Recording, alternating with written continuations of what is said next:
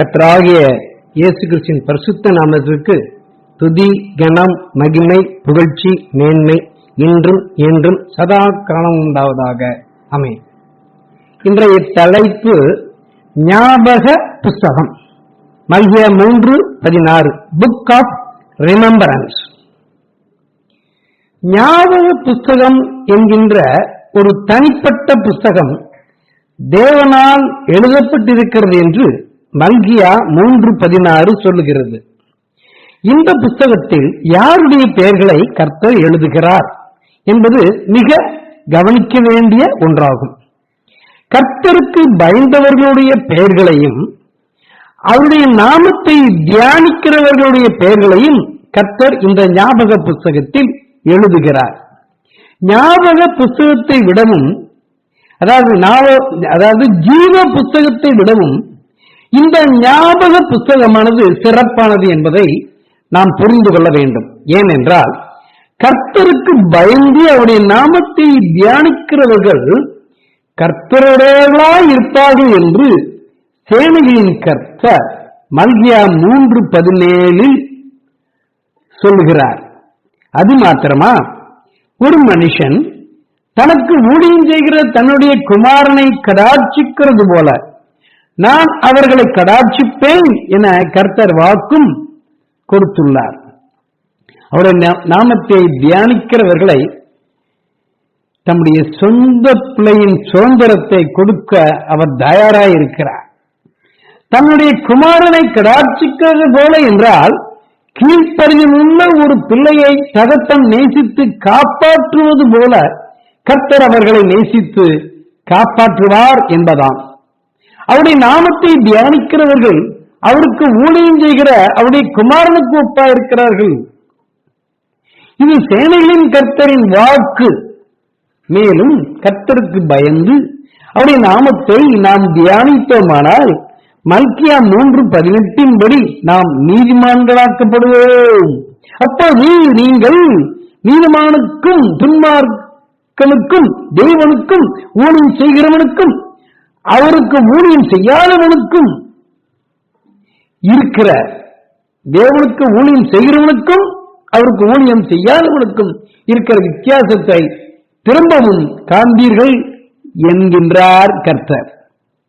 கர்த்தர் மேலுள்ள பயத்தோட கூட நாம் அவருடைய நாமத்தை தியானிக்க வேண்டும் என்பது மிக முக்கியமான நிபந்தனை. அப்போதுதான் கர்த்தருடைய நாமத்தின் வல்லமையும் மேன்மையும் நமக்கு விளங்கும். இல்லாவிட்டால் சத்தியம் நமக்கு வெளிப்படாது. என் சம்பத்தை நாம் சேர்க்கும் நாளிலே அவர்கள், அதாவது தேவனுடைய நாமத்தை தியானிக்கிறவர்கள் என்னுடையவர்களாக இருப்பார்கள் என மிக முக்கியப்படுத்தி சேனைகளின் கர்த்தர் சொல்ல காரணம் என்ன? உபாகமம் 14:23 தேவனாகிய கர்த்தர் தமது நாமம் விளங்கும்படி தெரிந்து கொள்ளும் ஸ்தானமாக, அதாவது அவருடைய நாமத்தை பறைசாற்றுகிறவர்களாக நாம் இருக்க வேண்டும் என விரும்புகிறார். யோசுவா 9:9 படி தேவனாகி கர்த்தர் தம்முடைய நாமத்தின் பிரஸ்தாபத்தை விரும்புகிறார். 1 நாளாகமம் 16:10 படி அவருடைய பரிசுத்த நாமத்தை குறித்து மேன்மை பாராட்டும் போது கர்த்தரை தேடுபவர்களின் இருதயம் மகிழுமாம். 1 நாளாகமம் 16:29 படி கர்த்தருக்கு அவருடைய நாமத்திற்குரிய மகிமையை செலுத்த முன் வர வேண்டும் என விரும்புகிறார். சங்கீதம் 7:17 படி கர்த்தரை அவருடைய நீதியின்படி துதித்து உன்னதமான கர்த்தருடைய நாமத்தை கீர்த்தனம் பண்ண விரும்புகிறார். சங்கீதம் 33:21 படி நம்முடைய இருதயம் அவருக்குள் களிகூறுவதற்காக அவருடைய பரிசுத்த நாமத்தை நாம் நம்ப வேண்டும் என கர்த்தர் விரும்புகிறார். சங்கீதம் 69:36 அவருடைய நாமத்தை நேசிக்கிற ஊழியக்காரர்கள் சீயோனை சுதந்திரித்து அது வாசமாய் இருப்பார்கள் என்று பார்க்கிறோம்.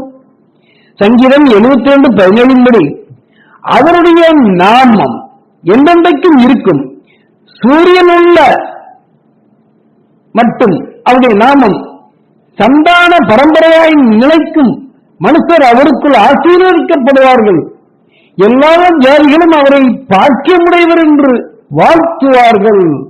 அதாவது கர்த்தரை புகழ்ந்து போற்றுவார்கள். ஏசாயா 12:4 அவருடைய நாமம் உயர்ந்ததென்று பிரசாரம் பண்ண கர்த்தர் விரும்புகிறார்.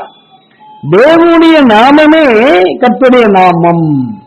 ஏனென்றால் 1 ராஜாக்கள் 18:39 கர்த்தரே தெய்வம்.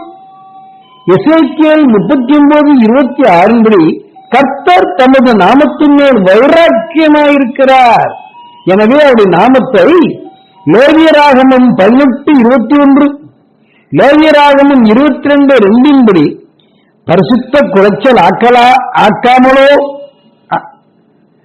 லேவியராகமம் 24:16 நிந்தியாமலோ தூசியாமலோ, பல்கியா 1:6 அசட்டை பண்ணாமலோ, 1 நாளாகவும் 16:29 மகிமைப்படுத்தாமலோ, 1 நாளாகவும் 16:35 1 நாளாகவும் 16:35 துதிக்காமலோ, 2 நாளாகவும் 16:24 முதல் 27 அறிக்கை பண்ணாமலோ, சங்கீதம் 7:17 கீர்த்தனம் பண்ணாமலோ, சங்கீதம் 20:5 கொடி ஏற்றாமலோ, எசேக்கியேல் 43:7 தீட்டுப்படுத்தாமலோ இருந்தால் கர்த்தரின் ஆசீர்வாதம் கிடைக்காது, நமது பாவங்கள் மன்னிக்கப்படாது, சாபத்துக்கு ஆளாவோம்.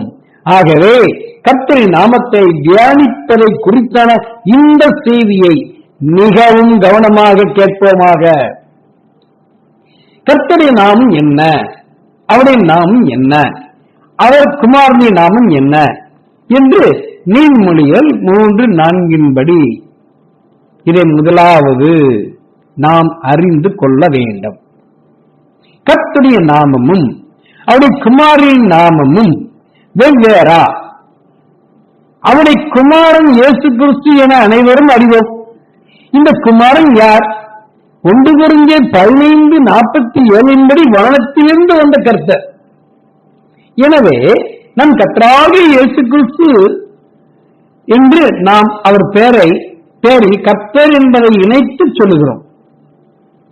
இயேசு கிறிஸ்துவின் பிதாவும் உபாகமம் 32:6 நம்மை ஆட்கொண்ட கர்த்தரே, நான் உங்களை ஏற்றுக்கொண்டு உங்களுக்கு பிதாவாய் இருப்பேன், நீங்கள் எனக்கு குமாரனும் குமார்த்திகமாய் இருப்பீர்கள் என்று சர்வ வல்லமையுள்ள கர்த்தர் 2 கொரிந்தியர் 6:18 சொல்லியிருக்கிறாரே.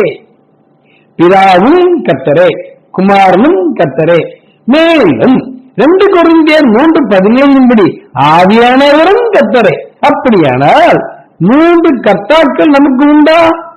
இல்லை. 1 கொரிந்தியர் 8:6 ஒரே கர்த்தரே நமக்கு உண்டு. அதன் அர்த்தம் என்ன? பிதாவாகிய கர்த்தர் வேறு, குமாரனாகிய கர்த்தர் வேறு, பரிசுத்த ஆவியாகிய கர்த்தர் வேறு என 3 வேறுபட்ட கர்த்தர்கள் இல்லை என்பதை நாம் முதலாவது புரிந்து கொள்ள வேண்டும். 1 கொரிந்தியர் 8:6 பிதாவாகிய கர்த்தரே ஒரே தேவன். யோவான் 17:3 இந்த பிதாவாகிய தேவனே ஒன்றான மெய்தேவன், வேறே மெய்யான தேவன் இல்லை என்பதே இதன் பொருள். ஒரே ஒருவர் தான் மெய்யான தேவன். இந்த மெய்யான தேவனாகி பிதாவுடைய குமாரன் தேவன் இல்லையா?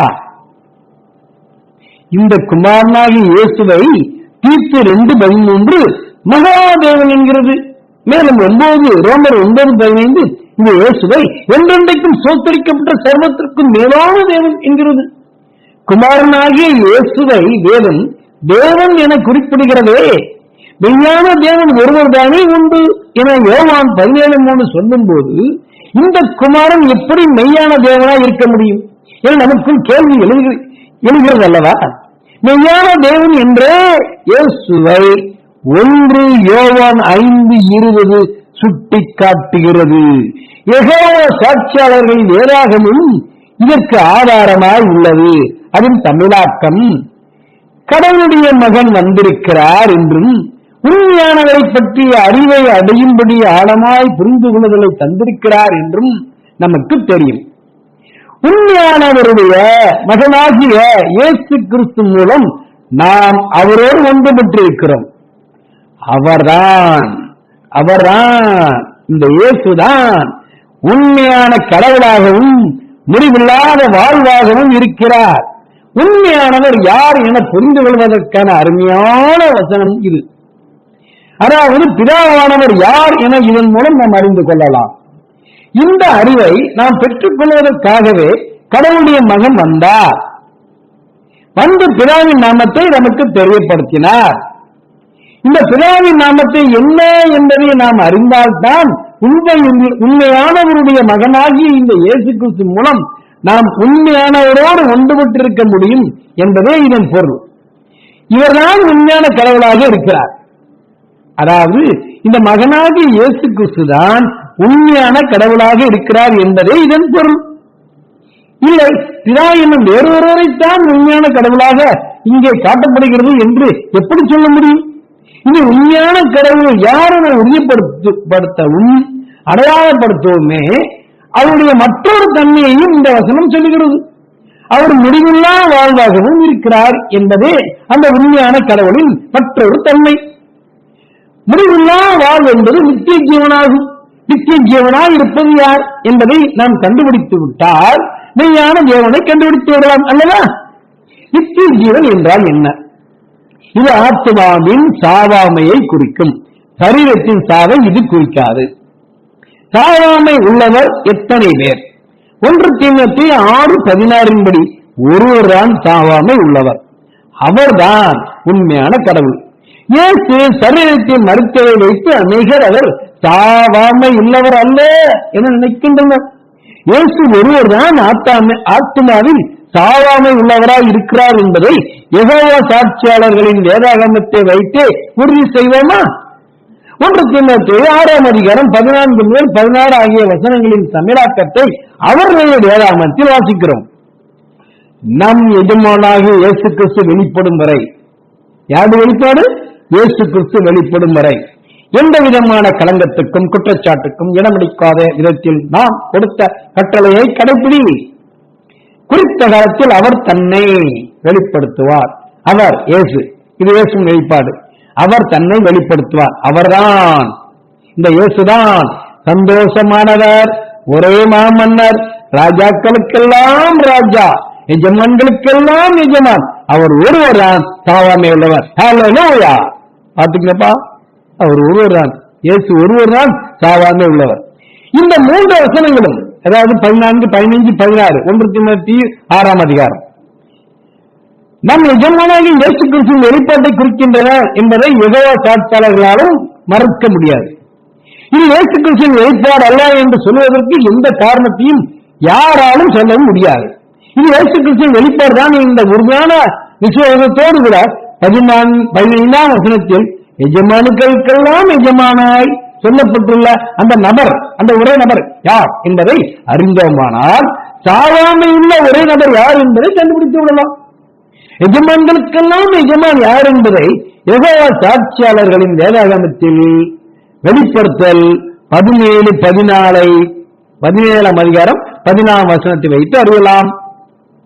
இந்த வசனத்தில் அவர்கள் ஆட்டுக்குட்டியானவரோடு போர் செய்வார்கள். ஆனால் அவர் எஜமான்களுக்கெல்லாம் எஜமானாகவும் ராஜாக்களுக்கெல்லாம் ராஜாவாகவும் இருப்பதால் அவர்களை ஜெயித்து விடுவார். இங்க யாரு எஜமானுக்கெல்லாம் எஜமா இருக்கிறது? ஆட்டுக்குட்டியானவர். எனவே இங்க எஜமானங்களுக்கெல்லாம் எஜமானாக இருப்பது ஆட்டுக்குட்டியானவராகிய இயேசுவே. எனவே இயேசு ஒருவரிடம் சாவாமை உள்ளவராய் இருக்கிறார். இயேசுவே எஜமான்களுக்கெல்லாம் எஜமான் என்பதற்கு மற்றொரு சாட்சியும் யெகோவா சாட்சியாளர்கள் வேதாகமத்தில் உண்டு. வெளிப்படுத்தல் 19ஆம் அதிகாரம் 16ஆம் வசனத்தை பார்ப்போம். ராஜாக்களுக்கெல்லாம் ராஜா, எஜமான்களுக்கெல்லாம் எஜமான் என்ற பெயர் அவருடைய மேலங்கியில், அவருடைய தொடைப்பகுதியில் எழுதப்பட்டிருந்தது. ஆட்டுக்குட்டானுடைய இயேசு கிறிஸ்துவினுடைய தேவனுடைய வார்த்தை என்பவருடைய தொடையில், யாருடைய மேலங்கியில் ராஜாக்களுக்கெல்லாம் ராஜா, எஜமான்களுக்கெல்லாம் எஜமான் என்ற பெயர் எழுதப்பட்டிருந்தது? தேவனுடைய வார்த்தை என்னும் நாமமுடையவர் தொடையில் தான் ராஜாக்களுக்கெல்லாம் ராஜா, எஜமான்களுக்கெல்லாம் எஜமான் என்ற பெயர் எழுதப்பட்டிருந்தது என்பதை வெளிப்படுத்தல் 19:13 வசனத்தின் மூலம் அறிய வருகிறோம். வெளிப்படுத்தல் 19:13 வசனம். தேவனுடைய வார்த்தை தான் மாம்சமான தேவனுடைய குமாரனாகிய இயேசு. சரிதானே? வார்த்தை மாம்சமானது. ஓகே. யோவான் 3:14. எனவே இயேசு ஒருவர் தான் எஜமான்களுக்கெல்லாம் எஜமான். எனவே இயேசு ஒருவர்தான் சாவாமை உள்ளவர். இதை உறுதிப்படுத்தவே யோவான் 14:6 நானே ஜீவனுமாயிருக்கிறேன் என்றும், வெளிப்படுத்தல் 1:18 சதாகாலமும் உயிரோடு இருக்கிறேன் என்றும் இயேசு சொல்லியிருக்கிறார். மேலும் இயேசு சாவாமை உள்ளவர் என்பதை உறுதிப்படுத்த ராஜாக்களுக்கெல்லாம் ராஜாவே இருக்கிற அந்த ஒரே நபர் யார் என்பதை கண்டறிய இப்போது முற்படுவோமா? ஏனென்றால் ஒருவராய் சாவாமை உள்ளவராயும் எஜமான்களுக்கெல்லாம் எஜமானமாய் இருப்பவரே இந்த ராஜாக்களுக்கெல்லாம் ராஜாவுமாய் இருக்கிறார். இவர்தான் மெய்யான தேவனாகிய பரமபிதா. ஏற்றுக்கொள்ளுங்கள். வெளிப்படுத்தல் 17:17 படியும் மற்றும் வெளிப்படுத்தல் 19:16 படியும் இயேசுவே எஜமான்களுக்கெல்லாம் எஜமானாயும் ராஜாக்களுக்கெல்லாம் ராஜாவாயும் இருக்கிறார்.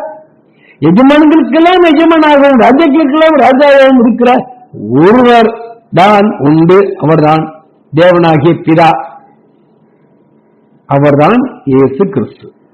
யாருடைய நாமத்தை குறித்து நாம் தியானிப்பது என்கின்ற கேள்வி வரும்போது 1 தீமோத்தேயு 3:16 படி தேவனாகிய பிதாவே குமாரனாய் வந்தார் என்பதாலும், கலாத்தியர் 4:6 படி குமாரனே பரிசுத்த ஆவியாய் நமக்குள் இருக்கிறார் என்பதாலும், ஒரே கர்த்தரே ஒரே தேவனே பிதாவாயும் குமாரனாயும் பரிசுத்தாவியும் இருக்கிறார் என்பதே சத்தியம்.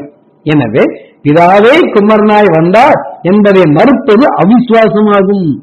1 தீமோத்தேயு 3:16 தேவனே மாம்சத்தில் வெளிப்பட்டார் என்பதை தேவன் பிதாவாகிய தேவன் மாம்சத்தில் வெளிப்பட்டார். God the Father was manifest in flesh என்ற MMV என்ற ஆங்கில வேதாகம் மொழிபெயர்க்கப்பட்டுள்ளது. MMV கிளிக் செய்து உங்கள் கம்ப்யூட்டரிலோ உங்களுடைய செல்போன்களிலோ ஓபன் செய்து அதில் 1 தீமோத்தேயு 3:16 வாசித்து இதை உறுதிப்படுத்திக் கொள்ளுங்கள்.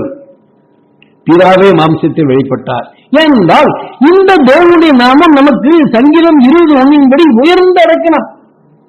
சங்கீதம் 23:3 படி அவர் தேவன் நமது ஆத்மாவை தேற்றி தம்முடைய நாமத்தின் நிமித்தம் என்னை நீதியின் பாதையிலே நடத்துவார், நம்மை நீதியின் பாதையிலே நடத்துவார். சங்கீதம் 33:21 படி அவருடைய பரிசுத்த நாமத்தை நான் நம்பியிருந்தால் நம்முடைய இருதயம் அவருக்குள் களிகூறும். சங்கீதம் 91:14 படி தேவனுடைய நாமத்தை அறிந்தவர்கள் உயர்ந்த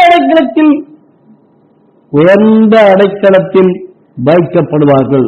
சங்கீதம் 106:8 படி தேவன் தமது நாமத்தின் நிமித்தம் நம்மை ரட்சிக்கிறார். சங்கீதம் 111:9 படி அவருடைய நாமம் பரிசுத்தமும் பயங்கரமானது. சங்கீதம் 116:4 படி கர்த்தருடைய நாமத்தை தொழில் கொண்டால் நமது ஆத்மா விடுவிக்கப்படும். சங்கீதம் 124:8 படி நம்முடைய சகாயம் வானத்தையும் பூமியை உண்டாக்கின கர்த்தருடைய நாமத்தில் உள்ளது. சங்கீதம் 143:11 படி கர்த்தருடைய நாமத்தின் நிமித்தம் நாம் உயிர்ப்பிக்கப்படுவோம், உயிர்த்தெழுவோம். அவருடைய நாமத்தை பிதாவின் நாமம் என்ற விசுவாசம் இருக்கிறவர்கள் தான் உயிர்ப்பிக்கப்படுவோம். நீதிமொழிகள் 18:10 படி கர்த்தரின் நாமம் பலத்த சுகம், நீதிமான் அதற்கு ஓடி சுகமாயிருப்பான். சாத்தானே அவனுக்கு இடங்கள் செய்ய முடியாது. முன்னதை பாட்டு 1:3 படி கர்த்தருடைய நாமம் ஊற்றுண்ட பரிமள தைலமாயிருக்கிறது. ஏசாயா 47:4 படி எங்கள் மீட்புடைய நாமம் இஸ்ரவேலின் பரிசுத்தராகிய சேனைகளுடைய கர்த்தர் என்பது. ஏசாயா 51:15 உன் தேவனாயிருக்கிற கர்த்தர் நானே, அலைகள் கொந்தளிக்கத்தக்கராய் சமுத்திரத்தை குலுக்குகிற சேனையின் கர்த்தர் என்ற நாமம் உள்ளவர் என்றார் தேவன். எனவே உன் சிருஷ்டிகரே, உன் நாயகர், சேனைகளின் கர்த்தர் என்பது அவருடைய நாமம். இஸ்ரவேலின் பரிசுத்தர் உன் மீட்பர், அவர் சர்வபூமியின் தேவன் எனப்படுவார். இயேசு சர்வபூமியின் தேவன் எனப்படுவார் என்று ஏசாயா 54:5 சொல்லுகிறது. ஏசாயா 57:15 படி மகத்துவமும் உன்னதமான நாமம் பரிசுத்தர் என்பதாம். ஏசாயா 63:16 தேவரீர் எங்கள் பிதாவா இருக்கிறீர், ஆகவான் எங்களை அறியான், இஸ்ரவேலுக்கு நாங்கள் அறியப்பட்டவர்களும் அல்ல, நாங்கள் புறஜாதியார்கள். கர்த்தாவே, நீர் எங்கள் பிதாவாயும் எங்கள் மீட்பெருமாயிருக்கிறீர். இது பூர்வகாலம் முதல் உங்களுடைய நாமம். எங்களை போன்ற சகல ஜாதியாரும் எருசலேமிலே விளங்கிய கர்த்தருடைய நாமத்து நிமித்தம் அதனிடமாக சேர்வார்கள். அவர்கள் இனி தங்கள் பொல்லாத இருதயத்தின் நிச்சயம்படி நடவார்கள் என்று எரேமியா 3:17 சொல்லப்பட்டுள்ளது. கிறிஸ்துவ கண்மணவர்களே, எரேமியா 10:6 அவருடைய நாமமே வல்லமையில் பெரியது. எரேமியா 14:7 கர்த்தர் தமது நாமத்தின் நிமித்தம் கிருபை செய்வார். எரேமியா 15:16 கர்த்தருடைய நாமம் நமக்கு தரிக்கப்பட வேண்டும். எரேமியா 33:3 என்னை நோக்கி கர்த்தராகிய யெகோவா என்னும் தமது நாமத்தை சொல்லி கூப்பிடு, அப்பொழுது நான் உனக்கு உத்தரவு கொடுத்து நீ அறியாததும் உனக்கு எட்டாவதுமான பெரிய காரியங்களை உனக்கு அறிவிப்பேன் என்பதாக கர்த்தர் வாக்கு கொடுத்திருக்கிறார். மல்கியா 4:2 அவருடைய நாமத்துக்கு நாம் பயந்திருந்தால் நம்மேல் நீதியின் சூரியன் இருக்கும். நீதியின் சூரியன் இருக்கும். அதன் சட்டைகளின் கீழ் ஆரோக்கியம் இருக்கும். நாம் வெளியே புறப்பட்டு போய் கொழுத்த தண்டுகளைப் போய் வளருவோம். எனவே மாம்சத்தில் வெளிப்பட்ட பிதாவாகிய தேவனின் நாமத்தை குறித்தே நாம் இப்போது தியானிக்கப் போகிறோம். நன்றாக புரிந்து கொள்கள். மாம்சத்தில் வெளிப்பட்ட பிதாவாகிய தேவனின் நாமத்தை குறித்தே நாம் இப்போது தியானிக்கப் போகிறோம். பிதாவாகிய தேவனின் நாமமும் கர்த்தருடைய நாமமும் ஒன்றே. பழைய ஏற்பாட்டில் சொல்லப்பட்ட அத்தனை நாமங்களும் கிறிஸ்துவுக்கு கொடுக்கப்பட்ட நெஞ்சின நாமங்கள். இது மனுஷரால் சொல்லிக்கொள்ளக்கூடிய நாமம். ஏசாயா 42:8 கர்த்தர் என்பதே தேவனுடைய நாமம். ஆதியாகமம் 42:6 சேத் தனக்கு பிறந்த குமாரனுக்கு ஏனோஸ் என்று பெயரிட்ட பொழுது மனுஷர் கர்த்தருடைய நாமத்தை தொழுது கொள்ள ஆரம்பித்தார்கள். ஏனென்றால் உபாகமம் 4:7 நம்முடைய தேவனாகிய கர்த்தரை நாம் தொழுகிறது போதெல்லாம் அவர் நமக்கு சமீபமாய் இருக்கிறது போல தேவனை இவ்வளவு சமீபமாய் பெற்றிருக்கிற வேற பெரிய ஜாதி எது என்று வேதம் கேட்கிறது. ஆதியாகமம் 17:1 ஆபிராம் 99 வயதானதும் கர்த்தர் ஆபிரகாமுக்கு தரிசனமாகி நான் சர்வ வல்லமையுள்ள தேவன் என தமது நாமத்தை தெரியப்படுத்தினார். ஆதியாகமம் 32:29 யாக்கோபு தேவனோடும் மனிதரோடும் போராடி மேற்கொண்டார். போது உம்முடைய நாமத்தை எனக்கு அறிவிக்க வேண்டும் என்று தேவனிடம் கேட்டான். அதற்கு அவர் நீ என் நாமத்தை கேட்டானே என்று சொல்லி அங்கே அவனை ஆசீர்வதித்தார். நாமத்தை தேவன் அங்கு சொல்லவில்லை. ஆனால் ஓசியா 12:4-5 ஆகிய 2 வசனங்களில் அவன் யாக்கோபு தூதனானவரோட போராடி மேற்கொண்டான். அழுது அவரை நோக்கி கெஞ்சினான். பெத்தேலிலே அவர் அவனை கண்டு சந்தித்து அவ்விடத்திலும் நம்மோடு பேசினார். அவ்விடத்திலும் கர்த்தர் நம்மோடு பேசினார். கர்த்தராகி அவர் சேனைகளின் தேவன் யெகோவா என்பது அவருடைய நாம சங்கீர்த்தனம் என்று சொல்லப்பட்டுள்ளது. ஆம், அவ்விடத்தில் தேவன் நம்மோட பேசினாரா? ஆம். நாம் அப்போது அங்கு இல்லையே. எப்படி நம்மோடு தேவன் தமது நாமத்தை குறித்து பேசினார் என்று ஓசியாவில் சொல்ல முடியும்? அவருடைய நாமத்தை நாம் அறிந்து கொள்ள வேண்டும் என்பதற்காகவே நம்முடைய தேவன் பேசினதாக எழுதப்பட்டுள்ளது. இன்றும் அந்த வேதத்தை வாசிக்கிறோம் அல்லவா? இப்பொழுது அவர் நம்மோடு கூட பேசுகிறார் அல்லவா? ஆம், அவர் நம்மோடு பேசினார், பேசுகிறார், பேசிக் கொண்டிருக்கிறார். அப்போது கர்த்தராகிய அவர் சேனைகளின் தேவன் எனவும் யெகோவா எனவும் அழைக்கப்படுவதாக என நாம் அறிய வருகிறோம். ஆமோஸ் 4:13 படி சேனைகளின் தேவனாகி கர்த்தர், சேனைகளின் தேவனாகி கர்த்தர் என்பது அவருடைய நாமம்.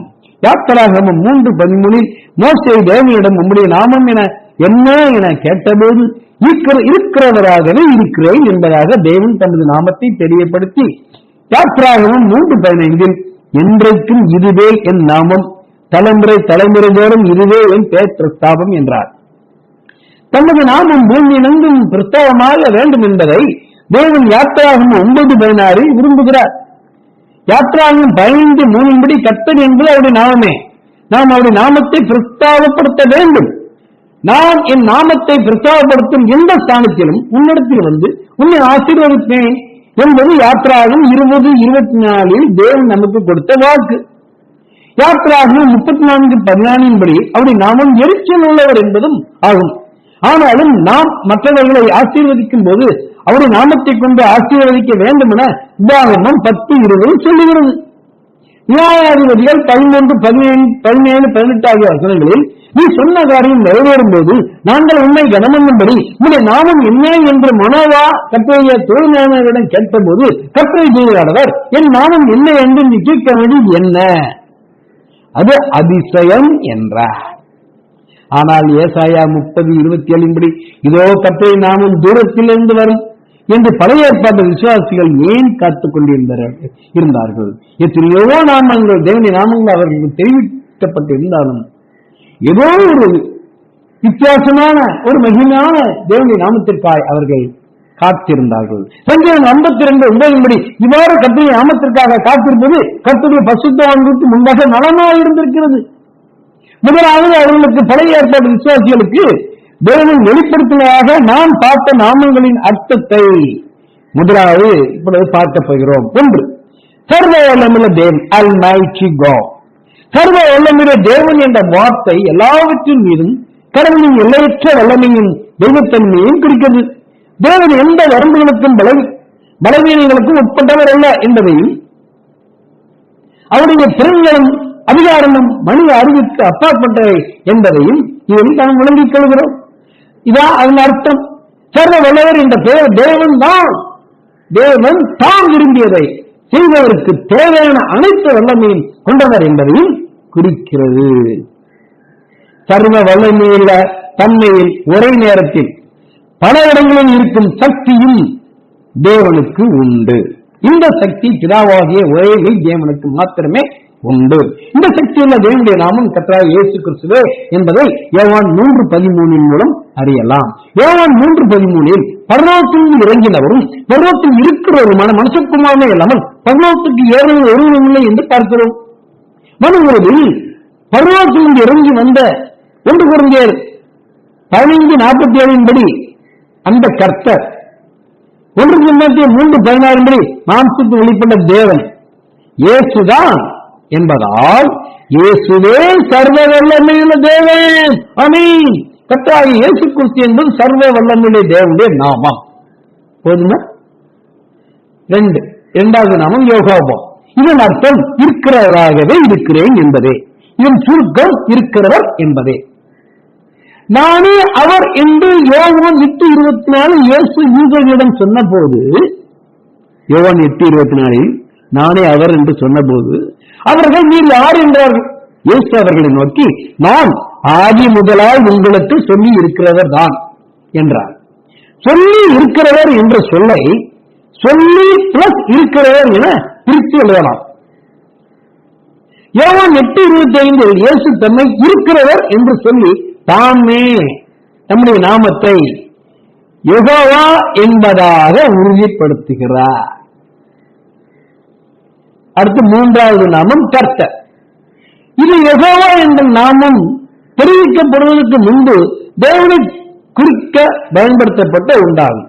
எனவே 1 ராஜாக்கள் 18:39 கர்த்தர் என்றாலே தேவன் என்று பொருள். தேவனே சர்வத்திற்கும் மேலானவர், தேவன் ஒருவரே. ரோமர் 3:30 மற்றும் 1 கொரிந்தியர் 12:6 தேவன் ஒருவரே. தேவன் இயேசுவை கர்த்தர் என்று அழைக்கிறது. கர்த்தர் ஒருவரே, அவரே நம்முடைய தேவன் என்று உபாகமம் 6:4 மற்றும் மார்க்கு 12:29 உள்ளது. இயேசு கிறிஸ்துவே சர்வத்திற்கும் மேலான தேவன் என ரோமர் 9:5 சொல்லுகிறது. எனவே இயேசுவே சர்வ வல்லமையுள்ள மெய் தேவன் ஆவார். அல்லேலூயா. 4வது பேர் எரிச்சல் உள்ளவர். ஆம், உபாகமம் 6:15 உன் நடுவில் இருக்கிற உன் தேவனாகி கர்த்தர் எரிச்சல் உள்ள தேவனாய் இருக்கிறாரே. நம் நடுவில் இருக்கிற தேவன் யார்? மத்தேயு 18:20 2 பேராவது 3 பேராவது என் நாமத்தினால எங்கே கூடியிருக்கிறார்களோ அங்கே அவர்கள் நடுவில் இருக்கிறேன் என்று சொன்னவர் தானே. ஆம், செப்பனியா 3:17 உன் தேவனாகி கர்த்தர் உன் நடுவில் இருக்கிறார். அவர் வல்லமையுள்ளவர், அவர் ரட்சிப்பார். அவர் உன் பேரில் சந்தோஷமாய் மகிழ்ந்து தம்முடைய அன்பு நிமித்தம் அமர்ந்திருப்பார். அவர் உன் பேரில் கம்பீரமாய் களி கூறுவார், மகிழ்வுடன் பாடுவார். அவர்தான் இயேசு கிறிஸ்து. அவர் உன்னை ரட்சிப்பார். போதுமா? 5வது பெயர் அதிசயம்.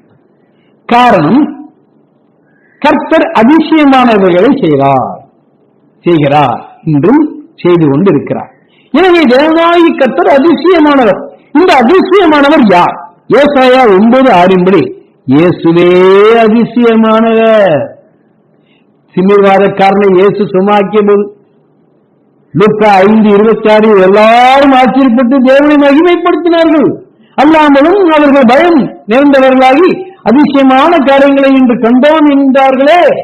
அதிசயம் என்ற பொருள் சர்வ வல்லமையுள்ள தேவன் இயேசுவை தவிர வேறு யாராலும் இருக்க முடியாது. 6வது பெயர் சேனைகளின் தேவன் அல்லது சேனைகளின் கர்த்தர். ஆம், சங்கீதம் 59:5 சர்வ வல்லமையுள்ள தேவனாகி கர்த்தர், சேனைகளின் தேவனாகி கர்த்தரே. ஏனென்றால் ஓசியா 12:5 அவர்தான் யெகோவா என்னும் நாமமுடைய சர்வ வல்லமையுள்ள தேவன். இந்த சேனைகளின் தேவனாகிய கர்த்தர் யார்? இது ஒரு முக்கியமான கேள்வி. மல்கியா 3:1 யோவான் ஸ்நானன் எனக்கு முன்பாக போய் வழியை ஆயத்தம் பண்ணுவான் என்று சொல்லப்பட்ட தீர்க்கதரிசனத்தின்படி சேனைகளின் தேவனாகிய கர்த்தரே உடன்படிக்கையின் தூதனானவராய் இயேசு என்னும் நாமத்தில் வந்தார் என்பது புரிந்து கொள்ளுங்கள். யெகோவா சாட்சியாளர்களின் வேதாகமத்திலும் வந்தவர் பரலோக படைகளின் யெகோவா என்கின்றனர். இது எனக்கு முன்னால் போய் என் வழியை தயார்படுத்துவார் என்று பரலோக படைகளின் யெகோவா, அதாவது பரம சேனைகளின் கர்த்தர் சொல்லி இருக்கிறார். அவரை நீங்கள் ஆர்வத்தோடு தேடுகிறார். உண்மையான எஜமான் என்றும் என்ன புரிஞ்சுங்க, உண்மையான எஜமான் என்றும் அவர் தன்னுடைய ஆலயத்துக்கு வருவார் என்றும், அவர் வரப்போற ஆலயம் அவருடைய ஆலயம் சொல்லி ஒப்பந்தத்தின் தூதுவராய் கர்த்தராகிய இயேசு கிறிஸ்துவின் நாமத்தில் தாமே வந்திருப்பதை தெளிவுபடுத்துகிறார் சேனைகளின் கர்த்தர். ஆலயம் என்பது சர்வ வல்லமையுள்ள தேவனுக்கே உரியது. உடன்படிக்கையின் தூதமானவர் தம்முடைய ஆலயத்துக்கு தீவிரமாய் வருவார், இதோ வருகிறார் என்பதால் அந்த இயேசு கிறிஸ்து சர்வ வல்லமையுள்ள தேவனாகிய கர்த்தரே. யெகோவா என்னும் நாமத்தில் ஆத்தும ரட்சிப்பு கிடையாது. கிறிஸ்து தன்மானவர்களே, யெகோவா என்னும் நாமத்தில் ஆத்தும ரட்சிப்பு கிடையாது. இருந்திருந்தால் எபேசியர் 1:20 மற்றும் பிலிப்பியர் 2:11 வேறு மேலான நாமத்தை அப்போஸ்தலர் 4:12 நமது ஆத்தும ரட்சிப்புக்கென்று பிதாவாகிய தேவன் நமக்கு யோவான் 17:6 மற்றும் 27:2 தெரியப்படுத்த வேண்டிய அவசியம் இல்லையே. ஆத்ம ரட்சிப்பை அடையாதபடியினால் தான் பழைய ஏற்பாடு விசுவாசிகள் இளைப்பாறுதலை அடையாமற் போனார்கள். அவர்களுக்கு மேலான ஆத்ம ரட்சிப்பை தரும் கர்த்தராகிய இயேசு கிறிஸ்துவின் நாமம் தூரத்திலிருந்து வரும் என அவர்களுக்கு தீர்க்க தரிசனமாக ஏசாயா 30:27 அறிவிக்கப்பட்டது. எனவே மேசியாவின் நாமத்திற்காக அவர்கள் சங்கீதம் 52:9 காத்திருந்தார்கள். 1000 வருட அரசாட்சியில் கர்த்தராகிய இயேசுவே சகரியா 14:9 பூமி மீதெங்கும் ராஜாவா இருப்பார், அன்னைக்கு ஒரே கர்த்தர் இருப்பார், அப்படி நாமும் ஒன்றாயிருக்கும்.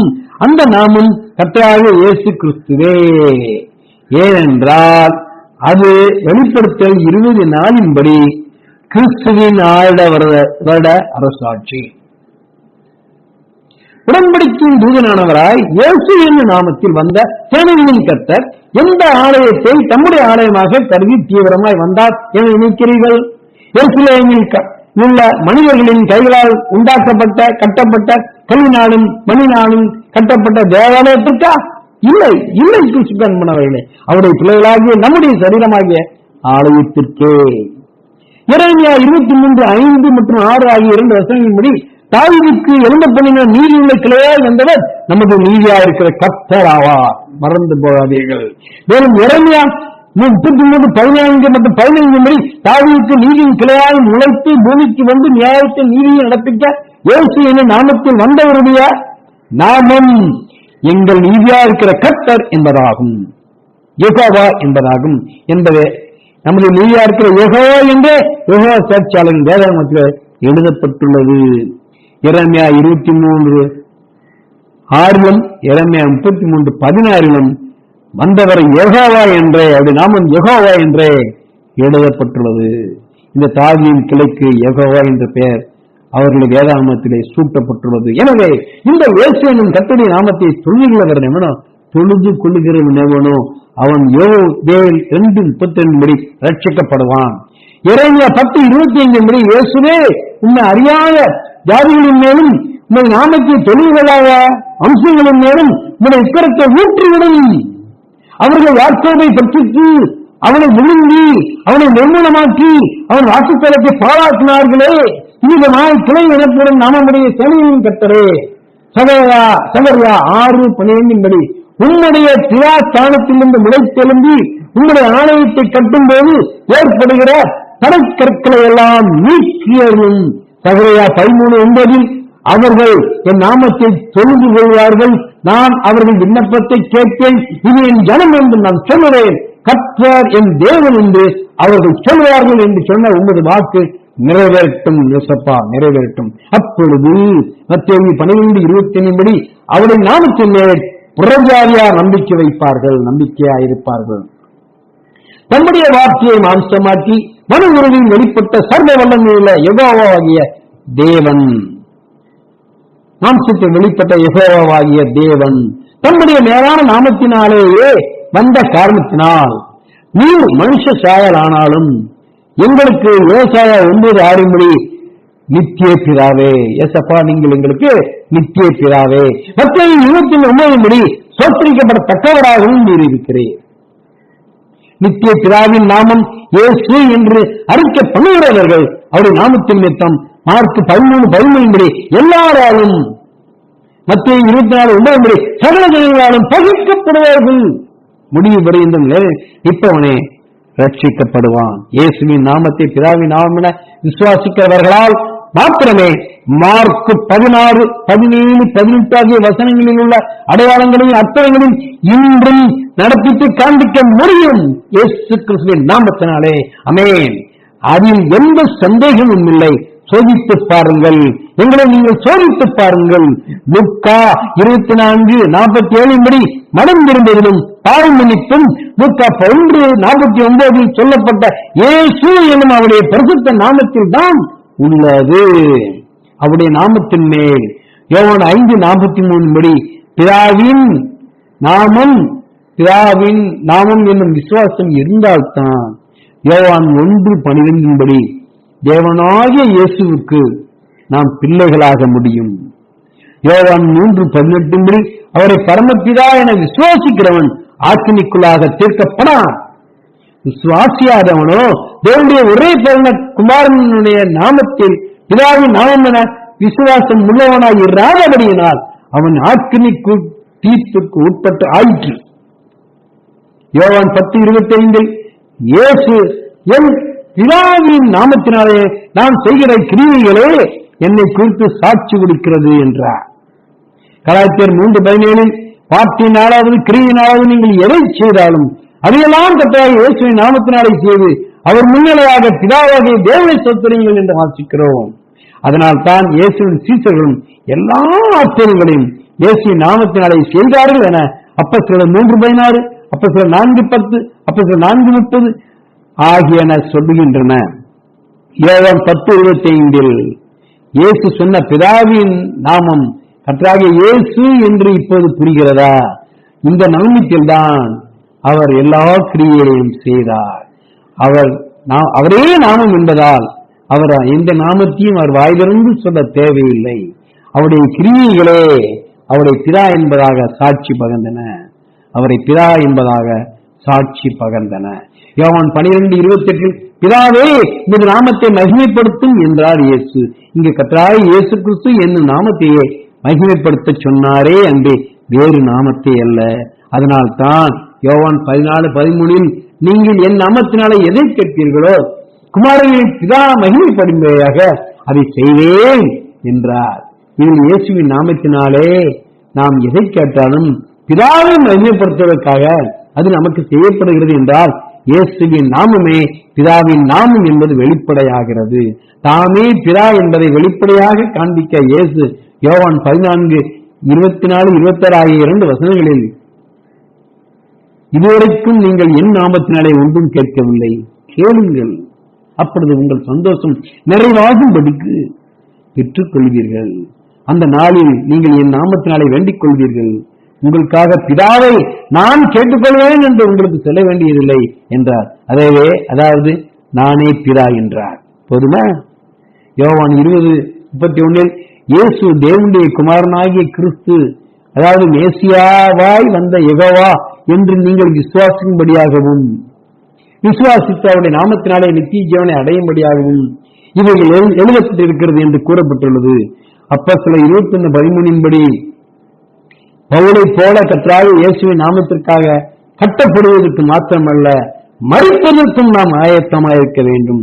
அப்போஸ்தலர் 15:25 நம்முடைய கர்த்தராகிய இயேசு கிறிஸ்து நாமத்திற்காக நாம் நமது பிராணனையும் ஒப்புக் கொடுக்க துணிய வேண்டும்.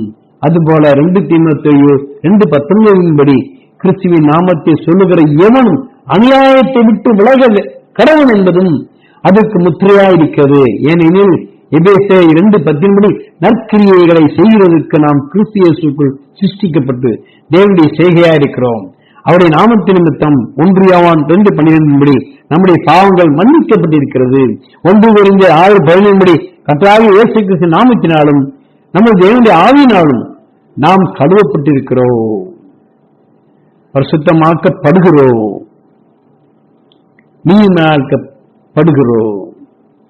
பட்டிருக்கிறோம்.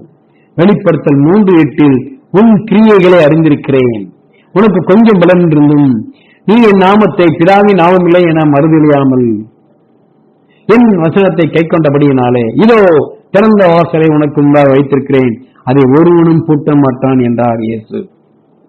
யோசுவா 24:19 யோசுவா ஜனங்களை நோக்கி, நீங்கள் கர்த்தரை சேவிக்க மாட்டீர்கள், அவர் பரிசுத்தமுள்ள தேவன், அவர் எரிச்சலுள்ள தேவன், உங்கள் மீதுகளையும் உங்கள் பாவங்களையும் அவர் மன்னியார் என்றான்.